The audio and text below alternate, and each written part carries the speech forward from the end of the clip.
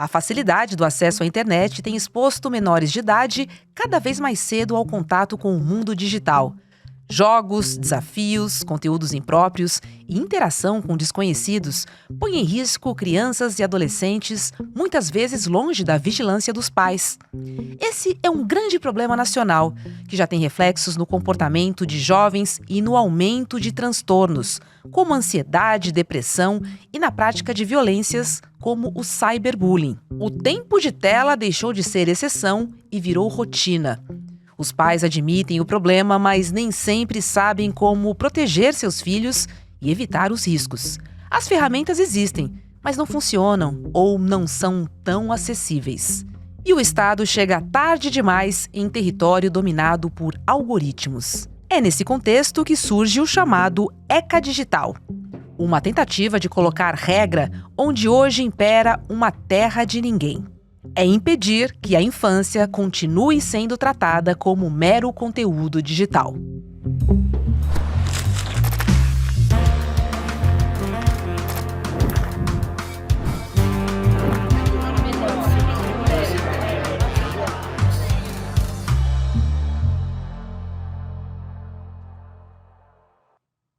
Olá, seja muito bem-vinda, seja bem-vindo. Eu sou Roberta Garcia e este é o videocast Em Detalhes.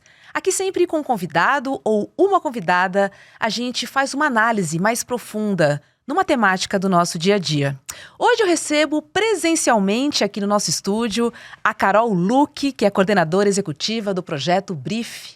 Oi, Carol, seja muito bem-vinda ao Em Detalhes. Prazer, obrigada por me receber, um prazer estar aqui. Ô Carol, o Estatuto da Criança e do Adolescente Digital, ele hoje está no centro do debate público e também legislativo. Por que essa lei é hoje a notícia mais quente no campo da proteção infantil online? Bom, o ECA Digital, né, ele é uma atualização do Estatuto da Criança e do Adolescente adaptada para o contexto digital, né? O Estatuto da Criança e do Adolescente é um conjunto de leis de 1990, então a gente não tinha ainda uma legislação que versasse sobre a proteção de crianças e adolescentes no ambiente digital. Então, essa atualização do Estatuto da Criança e do Adolescente, pensando nisso, vem para trazer uma série de obrigações e leis para as plataformas e para que exista esse tipo de proteção infantil, que hoje, enfim, a gente diz que é mais perigoso uma criança tá dentro de casa, dentro do quarto, no celular, do que uma criança brincando na rua. Os tipos de coisas que elas estão expostas, né? Então, justamente para isso, para, enfim, garantir a proteção dessas crianças e adolescentes nas redes sociais e na internet no geral. O que o ECA Digital traz de novo? Eu acho que o mais relevante do ECA Digital, ele traz a proposta que agora vai ser obrigatório a confirmação de idade de menores de 16 anos. Então, para uma criança e um adolescente menor de 16 anos ter uma conta nas redes sociais, por exemplo, ele vai precisar da confirmação do responsável. Então, isso já gera uma grande mudança, né? Porque hoje o que a gente vê na internet é uma autodeclaração de idade. Então, você pode falar qual que é a idade que as redes sociais já te aceitam ali, te colocam expostos a diferentes tipos de conteúdo. Mas essa confirmação de idade é essencial, né? Para início dessa proteção. Além disso, ele também estabelece uma série de regras para publicidade voltada para criança e adolescente. Eles não podem criar um perfil dessas crianças e adolescentes para poder empurrar publicidade direcionada. Existem outras regras também que exigem exposição a conteúdos nocivos. Então, essas crianças e adolescentes, elas não podem ser expostas a conteúdos sexualizados, a conteúdos de violência explícita, enfim, é uma série desses tipos de conteúdos. E também existe uma necessidade, uma obrigatoriedade para as plataformas de compartilharem, né, relatórios com que condensem denúncias e e moderação. Então, isso existe muito pouca transparência, né, sobre isso, sobre como as plataformas operam, sobre, enfim, como os algoritmos operam, sobre os tipos de denúncia que eles recebem. E isso precisa ser, a partir de agora, com o ECA Digital, tornado público e de forma mais compreensível para as pessoas no geral. A gente vê que as crianças estão muito suscetíveis ao cyberbullying, à ansiedade. E tudo isso cria também uma dependência digital. A gente está falando de pontos extremamente importantes e que devem ser levados em consideração pensando no desenvolvimento de uma criança. Se para nós, adultos, já não é fácil porque somos levados por bolhas e pelos algoritmos, para as crianças isso é muito mais nocivo, né? É absolutamente nocivo. Hoje a gente vê, né? A gente fez a pesquisa, enfim, recentemente, que depois da viralização do vídeo do Felca, isso se tornou de conhecimento mais geral para a população, porque muitos pais, enfim, ou são muito ocupados, têm, sabe, um dia a dia corrido, não conseguem acompanhar tudo que uma criança faz nas redes sociais. E a gente viu nessa pesquisa que a quantidade, os crianças que têm acesso aos dados, 77% das crianças hoje com menos de 18 anos possuem um celular próprio. Entre eles, 1 em cada 4 passa mais do que 5 horas por dia conectado. Então, esse tempo, o que essa criança está fazendo? O pai e uma mãe não conseguem acompanhar tudo que a criança está fazendo. E a gente viu também que nessa pesquisa que a gente realizou no Projeto Brief, que 46% dos pais relataram que os filhos sofrem algum tipo de problema associado ao uso excessivo de redes sociais, como ansiedade, dificuldade de foco, irritabilidade. Então, isso já vem crescendo, né? O aumento de casos que são recorrentes por conta do uso excessivo de redes sociais. Então, muito importante a gente falar sobre isso e a gente entender, né, os riscos, porque hoje um celular, ele funciona quase como uma babá, né, uma ajuda ali. A mãe e o pai, ela tá ocupado com as tarefas diárias, as coisas da casa, o trabalho, e deixa a criança no celular para que ela fique ali entretida, mas enfim, a que custo, né, também, o que essa criança está consumindo ali. E tem uma frase que a gente vê que é muito relevante para isso, que se a gente vê, né, que tudo está relacionado à estrutura também das plataformas e das redes sociais, que é o ambiente onde essa criança está circulando ali. Esse é um ambiente seguro para essa criança e esse adolescente estar circulando. E a gente vê, se uma criança, por exemplo, ela sofre um acidente num brinquedo, num parquinho, a responsabilidade é de quem? É do pai ou da mãe que não olhou o filho direito? Ou foi um problema do próprio brinquedo, ou da pessoa da empresa que, sabe, estruturou e criou o brinquedo onde a criança se machucou? Então, aí eu acho que invariavelmente, quando a gente vai falar de proteção de crianças e adolescentes no ambiente digital, a gente vai cair no tema da regulação das big techs e das plataformas de redes sociais. Ou seja, o ECA Digital, ele é um passo importante, mas ainda não é suficiente. Não é suficiente, principalmente quando a gente vê que o conhecimento técnico sobre controle parental, por exemplo, é muito baixo. A gente vê que mais de 63% dos pais, a gente identificou na pesquisa, que nunca ouviram falar, ou já ouviram falar, mas nunca usaram ferramentas de controle parental, né, dos filhos nas redes sociais. Então, a gente tem um avanço legislativo, a gente tem um reconhecimento de um problema que a gente tem, mas não existem, os pais deles não têm o letramento digital ou conhecimento técnico para proteger os seus filhos no ambiente digital. Então, a legislação, ela precisa vir acompanhada de uma comunicação clara e de um letramento digital, de uma educação para que os pais possam efetivamente ajudar a proteger seus filhos nesses ambientes. Está dentro dessa lei do ECA Digital a transparência do algoritmo, Carol? Porque também é um ponto importante, porque muitas vezes, apesar de todo esse controle, os pais ainda são reféns das redes sociais, das big techs. Não seria uma forma de ter um resumão, vamos dizer assim, para você saber onde é que seu filho está navegando, que tipo de informação, que tipo de conteúdo ele está consumindo? Sim, a questão dos algoritmos é uma questão bem complexa, porque nem as próprias plataformas sabem, conseguem identificar direito como os algoritmos operam, né? Então, essa transparência algorítmica, existem algumas coisas que a gente pode, de fato, observar ali e ter isso divulgado, mas existem coisas que são muito técnicas e muito de difícil compreensão, né? O fato é que as plataformas, elas já têm tecnologias capazes de identificar, por exemplo, conteúdos que eles são capazes de identificar quando um conteúdo é nocivo para uma criança. Por exemplo, você tem as plataformas hoje. Se você sobe um vídeo no YouTube com uma música que tem direito autoral, em 1 segundo esse vídeo já cai, porque eles estavam sofrendo muitos processos e muito pesou no bolso e eles precisaram agir. Então, as plataformas, elas não vão agir por boa vontade. Então, elas precisam ser pressionadas, elas precisam ser responsabilizadas para que essa legislação seja realmente efetiva e se aplique, né? Então, o que a gente vê hoje é, enfim, uma pressão que existe, mas isso precisa ser colocado de forma clara, e a gente precisa existir transparência também para que essas ações sejam efetivas. Uma coisa que nos preocupa muito, acho que para todos os pais que estiverem nos acompanhando, são esses desafios que acontecem em ambientes digitais.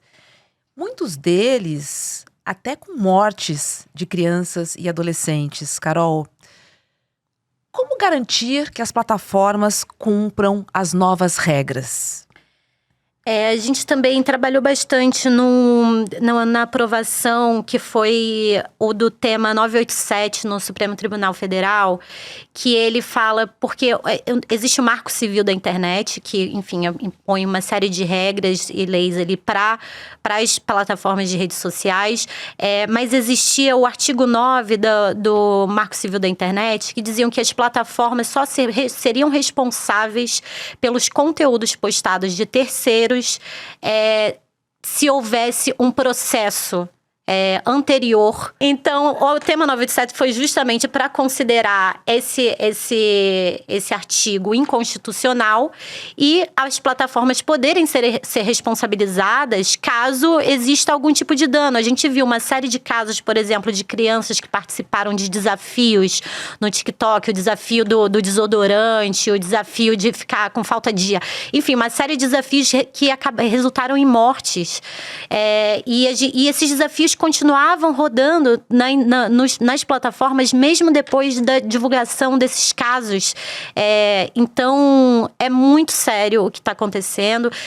Enfim, a legislação está avançando nesse sentido, mas é preciso que, paralelamente ao avanço da legislação, exista uma conscientização coletiva, né, dos danos aos danos e aos riscos que as crianças estão correndo nesse ambiente. Então, nesse sentido, eu acho que o Felca foi muito importante, né? Porque, enfim, ele conseguiu traduzir um tema super complexo, super difícil, e um influenciador, né, do tamanho dele, trazer luz a isso, explicar de forma clara, de um jeito que todo mundo consegue entender algo tão sério e expor esses riscos. Eu acho que foi enfim, fundamental para que essa legislação avançasse também. Inclusive, o ECA Digital também é chamado de Lei Felca, né? Por conta, enfim, de ela ter avançado e de esse debate ter tomado conta, enfim, de todos os lugares do debate público, ter entrado no Congresso, ter entrado na Casa das Famílias e, enfim, finalmente a legislação ter avançado por conta disso. Então, você vê que a comunicação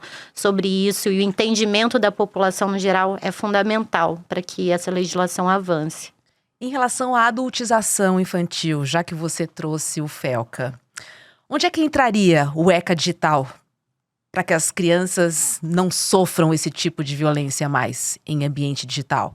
Por exemplo, o ECA Digital, ele traz regras para que os algoritmos, eles não reproduzam conteúdos também de crianças e adolescentes de forma sexualizada.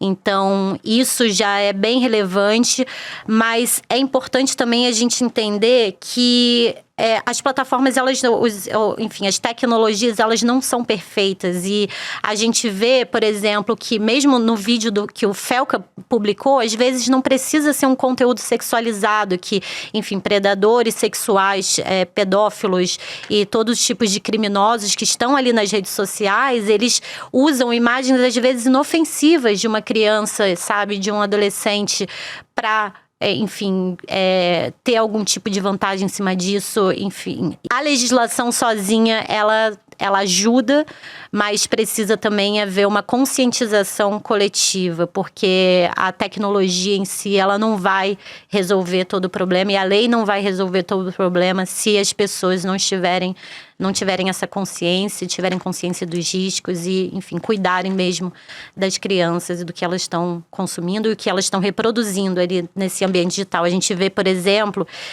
que 73% das crianças possuem redes sociais ativas, né? A gente vê que esse número é super alto, inclusive para crianças menores de 7 anos de idade. A gente vê que 35% dessas crianças que a gente viu postam conteúdos sem nenhum tipo de supervisão do pai ou da mãe. Então, às vezes você está ali hoje em dia e qualquer pessoa consegue te acionar, principalmente nesses jogos tipo Free Fire, Roblox, que é muito usado por crianças bem novas e que hoje em dia qualquer pessoa... Agora essa legislação está mudando e não é mais permitido, não está sendo mais permitido, por exemplo, estranhos entrarem em contato, mas isso até recente era permitido. Então, precisa haver essa discussão para que essas coisas mudem, né? Agora, a legislação e a experiência internacional, ela nos mostra países que são mais duros em relação à proteção das crianças, né? Posso falar de União Europeia, Reino Unido e também partes dos Estados Unidos. Onde é que está o Brasil comparado às melhores práticas globais? A gente viu um assunto que gerou uma lei, né, que gerou muito assunto nos últimos dias, foi a Austrália ter proibido também redes sociais para menores de 16 anos. O ECA Digital ele não chega a esse ponto, que foi inclusive muito elogiado. Eu acho que deveria. Mas a gente tem uma legislação aqui, por exemplo, que proíbe o uso de celulares, né, nas escolas, né, desde fevereiro desse ano, que já é um super avanço. Né? Então, a gente tem... Mas a Europa, nesse sentido, ela está muito mais evoluída, né? Eles têm, né, a lei geral de proteção de dados, as leis europeias para o ambiente digital, elas são bem robustas e bem evoluídas. Aqui, eu acho que a gente está no meio do caminho. Então, a gente ainda não chegou lá, mas eu acho que está existindo essa conscientização, dado o fato de que o Brasil, a gente tem mais celular do que pessoas no Brasil. A gente tem um tempo de tela, um dos mais altos do mundo. Qual é o nosso tempo de tela? Em média, eu posso estar enganada, tá? Mas em média são mais de entre 5 e 8 horas diárias. Então, é uma grande parte da nossa vida. Então, e essa discussão, enfim, o Brasil é muito conectado, o Brasil ama rede social, ama internet, a gente é o maior produtor de memes do mundo, mundialmente reconhecidos.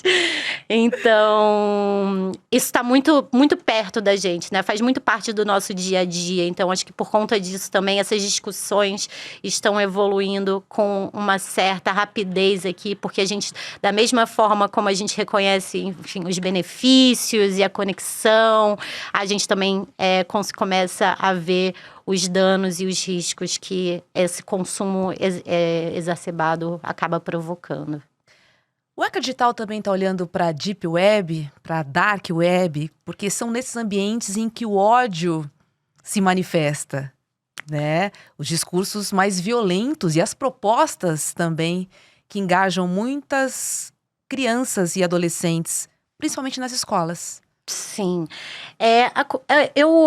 O ECA Digital, ele não necessariamente ele tá olhando para a Deep Web, porque o que acontece na Deep Web é justamente um mascaramento da identidade. Então, você não consegue, a princípio, identificar quem é que está ali nesse ambiente. Enfim, existe esse mascaramento. Mas eu discordo que no lugar que hoje a Deep Web é um lugar onde você encontra os discursos mais violentos. Por exemplo, a gente viu que uma série de atentados em escolas aqui no Brasil mesmo foram orquestrados pelo Twitter. E sem nenhum tipo de controle da plataforma. Um estudante postou lá no Twitter, as pessoas comentando e louvando, e isso de fato aconteceu sem que a plataforma tivesse nenhum tipo de interferência ou tivesse bloqueado o alcance dessa postagem, nem nada disso. Outra plataforma, por exemplo, é o Discord, que é uma plataforma que funciona ali como um servidor que é muito usado para games, né, para as pessoas fazerem streaming de games, e tem grupos de discussão. E eu realizei uma pesquisa no Discord e eu fiquei em absoluto choque com as coisas absolutamente violentas e tristes que eu vi ali naquele ambiente, sabe? Então, enfim, coisas, automutilação, pedofilia. Então, isso tudo presente ali numa plataforma que é acessível para crianças e adolescentes sem nenhum tipo de controle. Então, hoje eu não acho que o perigo está por todos os lados, não só na Deep Web. Então, eu acho que um primeiro passo, eu acho que essa questão do ECA Digital de confirmação de idade vai ajudar nesse sentido, mas, enfim, existem muitas evoluções ainda que precisam ser feitas para que, enfim, nunca vai ser um ambiente perfeito, como nada da vida mas que a gente consiga criar mais leis para que seja o menos danoso possível. Agora, é importante ter a lei, e mais importante ainda é a fiscalização. O Brasil está estruturado para implementar e fazer valer o ECA Digital, Carol? Sim, eu acho que a lei hoje ela vai ser, enfim, fiscalizada pela ANPD, que é a Agência Nacional de Proteção de Dados. Então, isso vai começar a operar a partir do ano que vem. Mas eu acho que o principal ponto para que uma lei realmente funcione esse conhecimento, né, coletivo. A gente viu na pesquisa que a gente realizou lá no Projeto Brief que 8 em cada 10 brasileiros apoia a regulação de redes sociais para proteger crianças e adolescentes. Então, a gente vê que esse discurso, ele muitas vezes estava caindo, de regulação de redes sociais, ele muitas vezes caía numa polarização política, né, que você fala em regulação e automaticamente é entendido como censura, mas a gente vê que existe um consenso único nessa questão específica, porque ninguém discorda que a gente precisa proteger crianças e adolescentes. Sim. Então, eu acho que isso é fundamental também para que essa lei ela consiga ser implementada e ela avance. Os riscos estão aí, estão bem claros, eu acho que cada vez mais claros para os pais e responsáveis. Então, e é importante que a gente esteja consciente do que está sendo proposto, que exista uma comunicação que esclareça para as pessoas, né, de forma clara o que muda, como que muda, o que eles podem fazer, mas principalmente que esses pais tenham ferramentas, né, e tenham conhecimento para proteger as crianças, porque, como eu falei, não adianta só a lei estar ali bonitinha no papel, é preciso que isso seja traduzido, né, em ações efetivas e em conhecimento da população no geral. Até que ponto os pais podem ficar mais tranquilos com o ECA Digital? Só para a gente finalizar. Eu acho que, principalmente, acho que, como eu falei, hoje em dia é mais perigoso uma criança em casa, no celular, do que na rua, brincando com os amiguinhos. Então, hoje uma criança ela consegue acessar qualquer conta, criar uma conta afirmando que tem qualquer idade nas redes sociais, acessar todo tipo de conteúdo sem nenhum controle. Eu acho que nesse sentido, com a necessidade de autorização dos pais, com a confirmação de idade, com esses relatórios de transparência, né, por parte das plataformas, com a proibição dos anúncios, né, direcionados para crianças e adolescentes, eu acho que, enfim, a gente não tem uma solução completa, mas certamente os pais podem dormir um pouco mais tranquilos, sabendo, né, que existe algum tipo de controle para que essas crianças não acessem esses conteúdos nocivos nas redes sociais e não sejam automaticamente expostas a coisas que podem gerar danos para elas, né? No mundo ideal, qual seria a idade sugerida para que as crianças possam ter suas contas em redes sociais, possam ter um celular e possam navegar pela internet? Mundo ideal.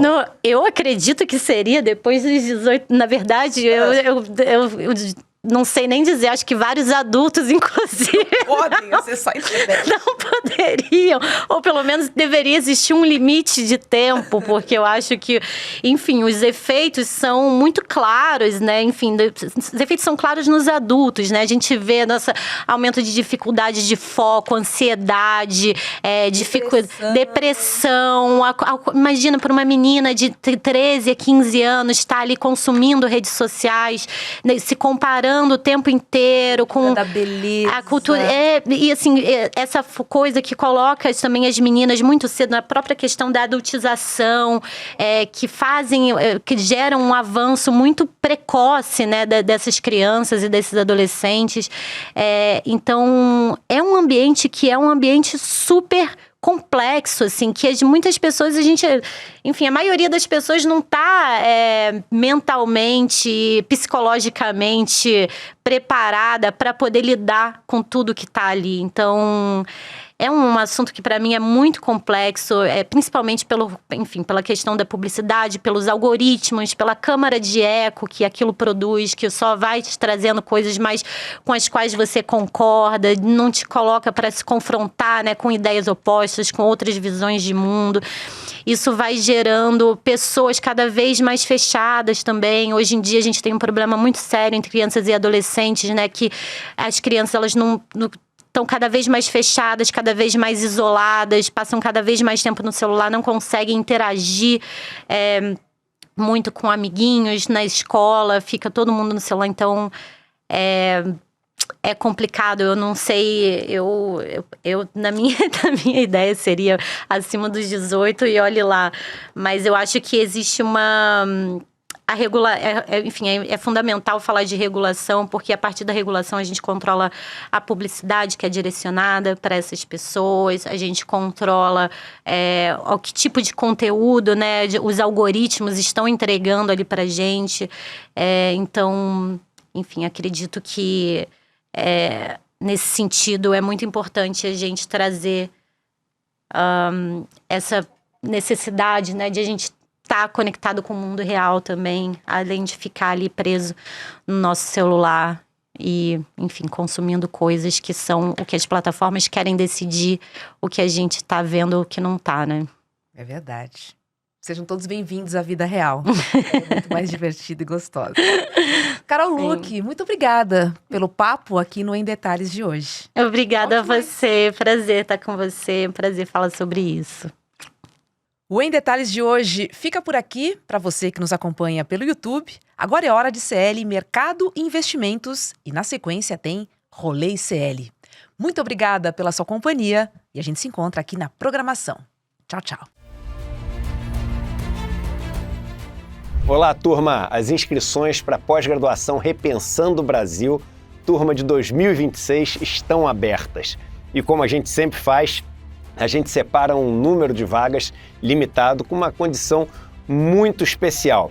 Essas vagas estão acabando, já entrou muita gente na pós. Vale lembrar que essa pós aconteceu em 2025 e foi um sucesso estrondoso, 5.000 pessoas inscritas na pós.